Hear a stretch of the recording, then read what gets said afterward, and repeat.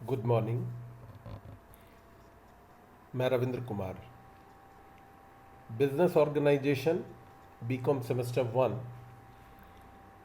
के इस पहले लेक्चर में मैं आज बिजनेस के कॉन्सेप्ट, मीनिंग, डेफिनेशन और करेक्टरिस्टिक्स के बारे में चर्चा करूंगा। कॉन्सेप्ट मीन्स अवधारणा, मीनिंग अर्थ, डेफिनेशन परिभाषा एंड करेक्टरिस्टिक्स विशेषता। Concept of business. अब कॉन्सेप्ट ऑफ बिजनेस में कहता है कि the modern concept of business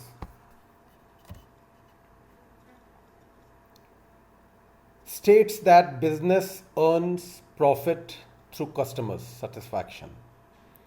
Business without consumer is not business.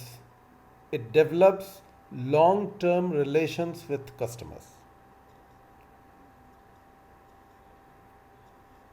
सीधा अर्थ है कि जो आधुनिक अवधारणा है बिजनेस की, ये प्रॉफिट अर्न करने की है थ्रू कस्टमर सेटिस्फैक्शन, मतलब उपभोक्ताओं की संतुष्टि के साथ। और बिजनेस बिना उपभोक्ताओं के नहीं हो सकता। यह ग्राहकों के साथ दीर्घकालीन संबंध विकसित करता है और सामाजिक जिम्मेवारियों के साथ साथ लाभ अर्जित करता है। यह समाज और उपभोक्ताओं के कल्याण की चिंता भी करता है। मतलब आज का पुराने समय में व्यावसायिक अवधारणा यह थी कि हमें लाभ अर्जित करना है, किसी भी स्थिति में लाभ अर्जित करना है। लेकिन धीरे धीरे ये कॉन्सेप्ट आज के समय में परिवर्तित हुआ और आज का ये कॉन्सेप्ट है, मतलब जो आधुनिक कॉन्सेप्ट है, वो ये कहता है कि यह ग्राहकों के साथ दीर्घकालीन संबंध विकसित करता है और सामाजिक जिम्मेवारियों के निर्वहन के साथ लाभ अर्जित करता है। मतलब सिर्फ लाभ अर्जन नहीं है, सामाजिक जिम्मेवारियां भी इसकी कुछ हैं जिनको पूरा करते हुए यह लाभ कमाता है और समाज और उपभोक्ता के कल्याण की चिंता भी करता है। वस्तुतः व्यवसाय शब्द का अर्थ व्यस्तता या व्यस्त होने की स्थिति है, जो डिक्शनरी मीनिंग है इसका। लेकिन जो व्यावसायिक डिक्शनरी है उसमें यह देखा गया कि भाई ये व्यस्त होना का मतलब है कि ये मानव की हर गतिविधि से संबंधित है। ये सिर्फ लाभार्जन या व्यावसायिक गतिविधि को संदर्भ नहीं कर रहा है। तो इसलिए व्यवसाय वो है जो सामाजिक जिम्मेवारियों के निर्वहन के साथ एक कंटिन्यूअस प्रोसेस में लाभ अर्जित करता है।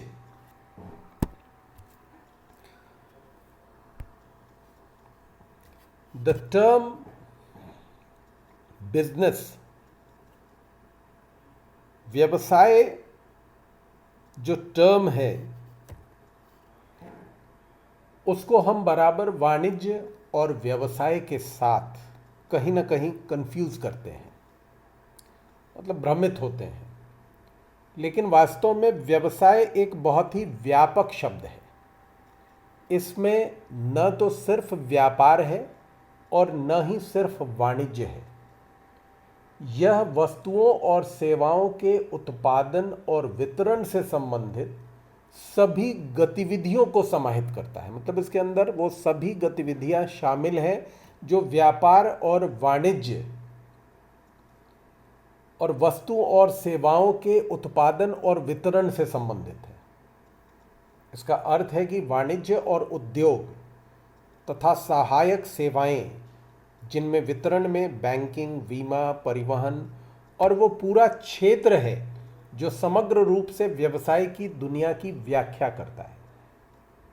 इस प्रकार व्यवसाय को एक आर्थिक गतिविधि के रूप में परिभाषित किया जा सकता है जिसमें मानव की संतुष्टि के माध्यम से मुनाफा कमाने के मुख्य उद्देश्य के साथ वस्तु और सेवाओं के नियमित उत्पादन और वितरण को सम्मिलित किया गया है।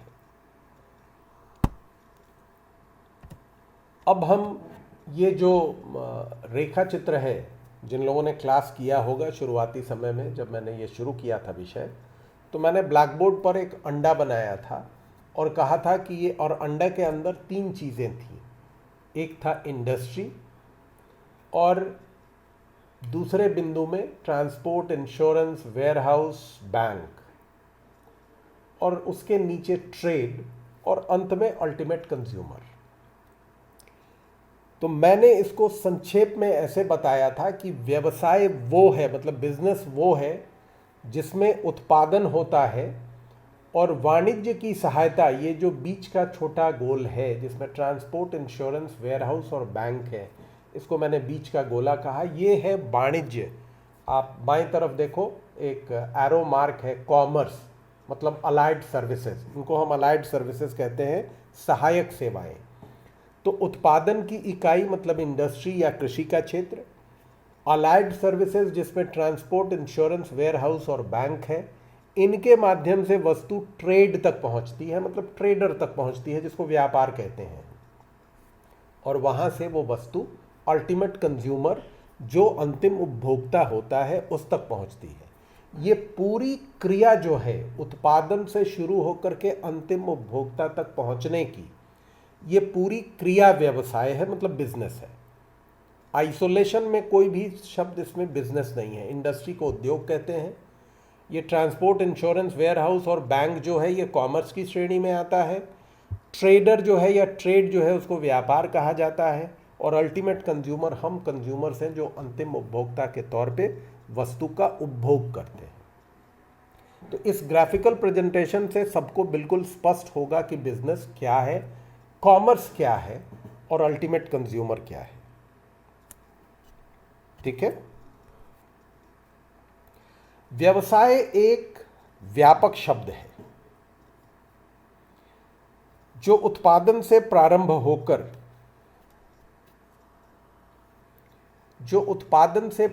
होकर उपभोक्ता तक पहुंचने पर पूर्ण होता है। उपरोक्त रेखा चित्र यह दर्शाता है कि व्यवसाय एक ऐसी क्रिया है जो वस्तु के उत्पादन अथवा सेवा से प्रारंभ होती है और वाणिज्य अर्थात सहायक क्रियाओं के विभिन्न माध्यमों की सहायता से अंतिम उपभोक्ता तक पहुंचती है। ये क्रियाएं लाभ कमाने के उद्देश्य से नियमित की जाने वाली होती हैं। मैं समझता हूं कि ये बिजनेस का जो शाब्दिक अर्थ है वो तुम सबको स्पष्टतः क्लियर होगा। अब हम कुछ विभिन्न प्रबंध शास्त्रियों की परिभाषाओं को देखेंगे जो महत्वपूर्ण प्रबंध शास्त्री हैं, और उनकी परिभाषाओं का फिर उसके बाद विश्लेषण करेंगे। पहले जो विद्वान हैं वो हैं F.C. हूपर। ये कहते हैं कि business means the whole complex field of commerce and industry, मतलब व्यवसाय, वाणिज्य और उद्योग का जो संपूर्ण क्षेत्र है जिसमें आधारभूत उद्योग, प्रोसेसिंग एंड मैन्युफैक्चरिंग जो निर्माणी उद्योग हैं, और इसके अलावा जो network of allied services, ancillary services या अलाइड सर्विसेज या सहायक सेवाएं जो कहें हम, जिनमें डिस्ट्रीब्यूशन मतलब वितरण, बैंकिंग, इंश्योरेंस, परिवहन और ऐसी सारी चीज़ें सम्मिलित हैं, और जो which serves the world of business as a whole, जो संपूर्ण व्यवसाय को सर्व करता है, यही बिजनेस है। सीधे शब्दों में देखें तो हूपर के अनुरूप व्यवसाय के अंतर्गत वाणिज्य एवं उद्योग से जुड़े वो सभी वृहत क्षेत्र शामिल हैं जिनमें आधारभूत उद्योग, प्रसंस्करण एवं विनिर्माणी उद्योग सहित वे सभी सहायक सेवा जिनमें वितरण, बैंकिंग, इंश्योरेंस, परिवहन आदि सम्मिलित हैं, संपूर्ण व्यवसाय को दर्शाते हैं। अब अन्य परिभाषाओं में जेम्स स्टीफेंसन की परिभाषा है। श्री स्टीफेंसन कहते हैं कि व्यवसाय उन सभी क्रियाओं का जोड़ है जो वस्तु एवं सेवा के आदान प्रदान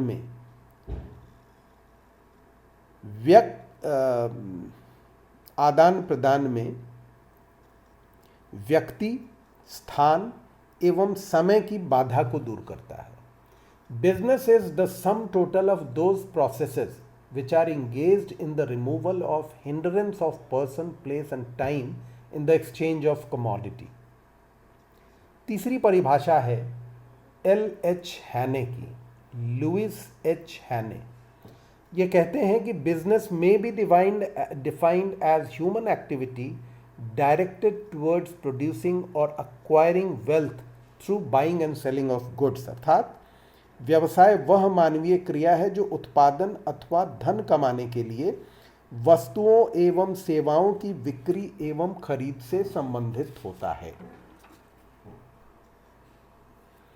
अब इन परिभाषाओं को देखने के बाद हम इस निष्कर्ष पर पहुंचते हैं कि व्यवसाय में वे सभी मानवीय क्रियाएं हैं जो उत्पादन एवं वितरण अथवा वस्तु एवं सेवाओं को उपलब्ध कराने से संबंधित हैं, सम्मिलित हैं, जिनका उद्देश्य उपभोक्ताओं के आवश्यकताओं की संतुष्टि के साथ साथ लाभ कमाना है।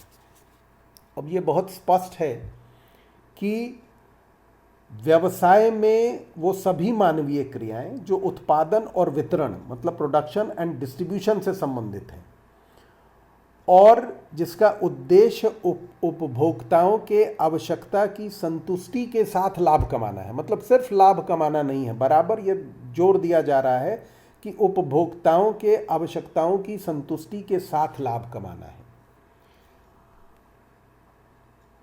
अब इसके बाद हम देखेंगे कैरेक्टरिस्टिक्स ऑफ बिजनेस, मतलब व्यवसाय की विशेषताएं। ये एक ग्राफ के द्वारा मैंने पहले इसको दर्शाया है, इसको आगे हिंदी और इंग्लिश दोनों में अनुवाद करके बिंदुओं को लिखा है, जिसे मैं फिर आपको एक्सप्लेन करूंगा।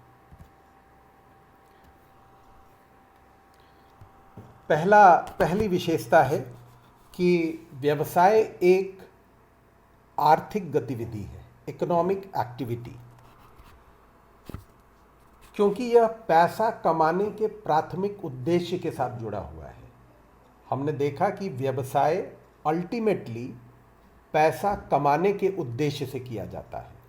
तो जब पैसा कमाना उद्देश्य है तो यह एक आर्थिक गतिविधि है या आर्थिक क्रिया है। Second point, production purchase of goods and services, मतलब वस्तुओं और सेवाओं का उत्पादन। व्यावसायिक संस्थाओं द्वारा वस्तुओं और सेवाओं का उत्पादन या उनकी खरीद की जाती है ताकि मूल्यवर्धन के साथ उन्हें उपभोक्ताओं को बेचा जा सके। अब ये मूल्यवर्धन है, मतलब हम जब कोई सामान प्रोड्यूस करते हैं तो जो भी कॉस्ट आया प्रोडक्शन में, उसमें हम मार्जिन जोड़ करके और उपभोक्ताओं को बेचते हैं। तो ये वस्तु उत्पादित करके बेच रहे हों या खरीद कर बेच रहे हों, दोनों केस में हम ऐसा करते हैं। वस्तु या तो कंपनी द्वारा निर्मित की जाती है या आपूर्तिकर्ता से खरीदा जाता है, जिसका उद्देश्य उसे लाभ के लिए उपभोक्ताओं को बेचना होता है। क्लियर है? तीसरा पॉइंट है selling of goods and services, वस्तुओं और सेवाओं का हस्तांतरण। सेलिंग का मतलब हस्तांतरण है या एक्सचेंज हम कह सकते हैं। व्यवसाय में मूल्य के लिए ग्राहक को माल का हस्तांतरण या वस्तु का हस्तांतरण बिक्री के माध्यम से होना चाहिए।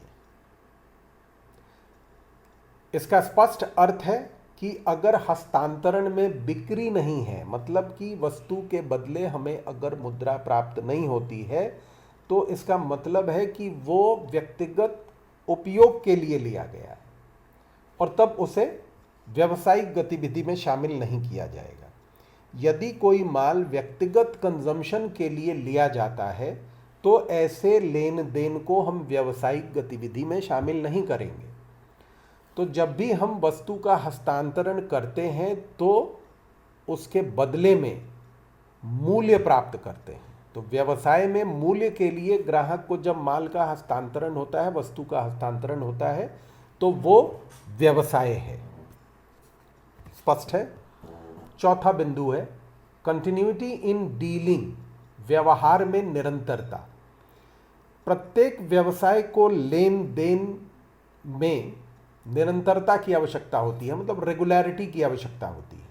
अर्थात वस्तुओं और सेवाओं के आदान प्रदान में एक पृथक या अकेले लेन देन को व्यवसाय नहीं माना जाएगा। इसलिए व्यवसाय के लिए सौदे नियमित रूप से किए जाने चाहिए। मैंने क्लास में भी बताया था और एक फिर से उदाहरण दे रहा हूँ कि मेरे पास 2-4 कलम हैं और क्लास में किसी को आवश्यकता पड़ी तो मैंने वो दे दिया, और उसके बदले में जो उसका मूल्य था या मूल्य से कुछ अधिक, एक तो इस्तेमाल की हुई कलम थी तो जो मूल्य था वही लोगों ने मुझे भुगतान कर दिया। तो ये मैंने एक दिन ऐसा किया और उस दिन मेरे पास 4-5 कलम उपलब्ध थे। अब इसको व्यवसाय कहेंगे या नहीं, तो ये स्पष्ट है कि ये व्यवसाय नहीं है। ये काम अगर मैं रोज क्लास में कलम लेकर के आऊँ और जिनके पास कलम नहीं है उनको मुद्रा के मतलब पैसे के बदले में या उसके प्राइस के बदले में उनको दूँ और कुछ लाभ उसमें निहित हो, तो ये व्यवसाय है। लेकिन अगर एक दिन मैंने ऐसा किया या किसी छात्र ने ही किया तो वो व्यवसाय नहीं है, मतलब उसमें रेगुलरिटी नहीं है, नियमितता नहीं है, कंटिन्यूटी नहीं है। पांचवा पॉइंट, प्रॉफिट अर्निंग, लाभ कमाना। व्यवसाय का मूल उद्देश्य अपनी गतिविधियों से लाभ कमाना है। यह व्यापार की रीढ़ है जो व्यापार को लंबे समय तक जारी रख पाती है। व्यवसाय में हम समाज सेवा या समाज का कल्याण और भी बहुत सारी चीज़ों को भले ही जोड़ लें, लेकिन ultimate point is profit earning, लाभ कमाना है। अगर हम लाभ नहीं कमा रहे हैं तो वो व्यवसाय नहीं है। बाकी सब कुछ कर रहे हैं, हमने खरीदा, लोगों तक पहुंचाया, लोगों से भुगतान प्राप्त किया, लेकिन उसमें प्रॉफिट का पॉइंट अगर नहीं है तो ये व्यवसाय नहीं है। क्लियर होना चाहिए। लाभार्जन इज अल्टीमेट ऑब्जेक्टिव, वो निश्चित है, वो होना चाहिए।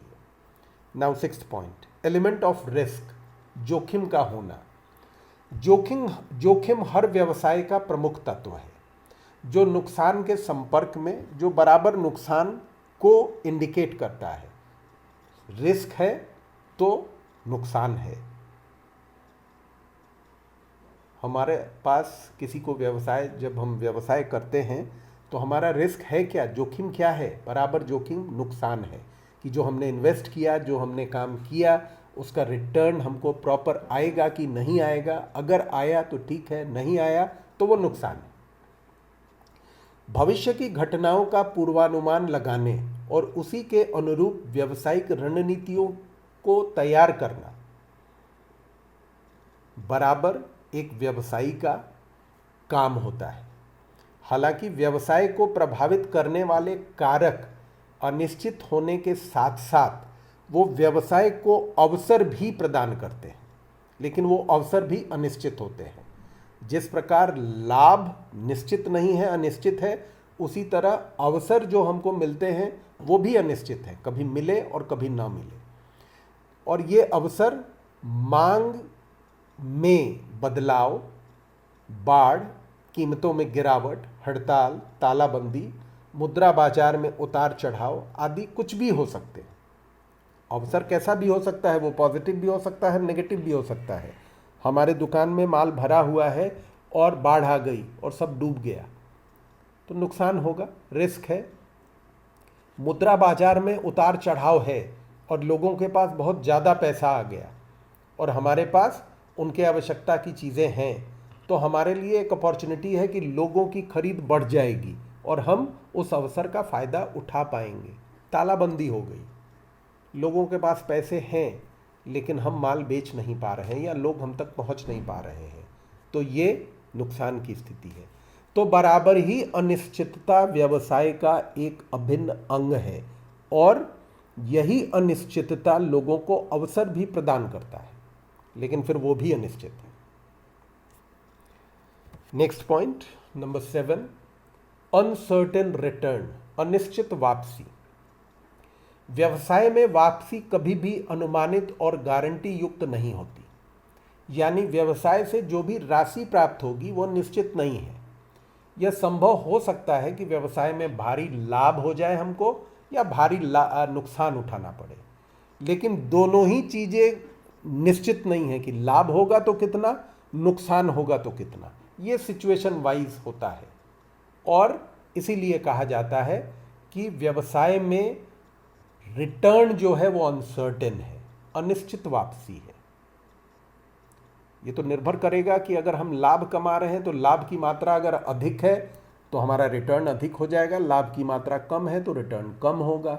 नुकसान भी हो सकता है कुछ परिस्थितियों में, और सब मिला जुला करके फाइनली अल्टीमेट कैलकुलेशन जो हुआ वो अगर लाभ का भी हुआ तो ये पहले से निश्चित नहीं था कि हम लाभ कितना कमा पाएंगे। Next point number 8, legal and lawful, कानूनी और वैधानिक। इस बात से कोई फर्क नहीं पड़ता कि कंपनी या जो व्यवसाय है वो किस प्रकार के व्यवसाय में लगी हुई है, महत्वपूर्ण ये है कि वो कानून की नज़र में वैधानिक होना चाहिए, लीगल होना चाहिए, क्योंकि अगर वो लीगल नहीं होगा तो वो व्यवसाय नहीं माना जा सकता है। व्यवसाय की जो परिभाषा है उसमें लाभ कमाना, समाज की सेवा, उसका उसमें निरंतरता होना के साथ साथ उसका वैधानिक होना भी एक महत्वपूर्ण बिंदु है।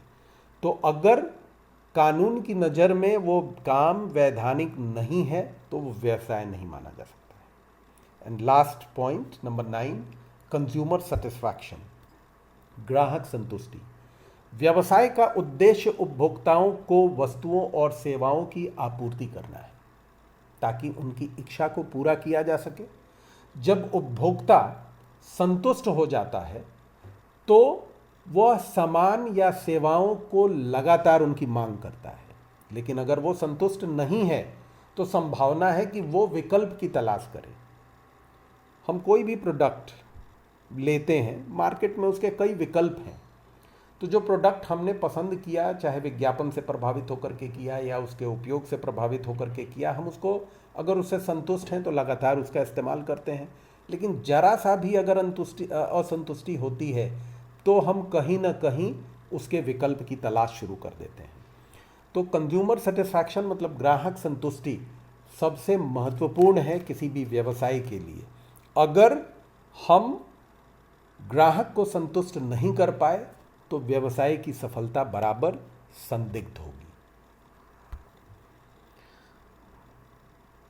The consumer is regarded as the king. जो भोक्ता होता है उसको बराबर राजा, मतलब जो सबसे सुप्रीम है, सर्वोपरि माना जाता है। और इसीलिए व्यवसाय की सभी गतिविधियों को उपभोक्ताओं की संतुष्टि हेतु संदर्भित किया जाता है। मतलब बराबर हम इंगित करते हैं कि उपभोक्ता कभी असंतुष्ट नहीं हो, बराबर हमारा सारा कंसंट्रेशन, सारी चीज़ें उसी ओर जाती हैं। और यह उपभोक्ताओं को उचित मूल्य पर आसानी से गुणवत्ता युक्त सामान उपलब्ध कराकर किया जा सकता है। मतलब कंज्यूमर का सेटिस्फैक्शन किस बात पर निर्भर करता है कि this can be done by making available quality rich goods easily available to them at reasonable prices. उपभोक्ताओं को उचित मूल्य पर आसानी से गुणवत्ता युक्त सामान उपलब्ध कराकर किया जा सकता है। नाउ अंत में इस अध्याय में हम लोगों ने व्यवसाय की अवधारणा, उसका अर्थ, उसकी परिभाषा एवं विशेषता को जाना, जिससे हमें व्यवसाय के संदर्भ में आधारभूत जानकारी हो गई। Thank you. We will meet in next lecture with in a maybe in a day or two. Thank you.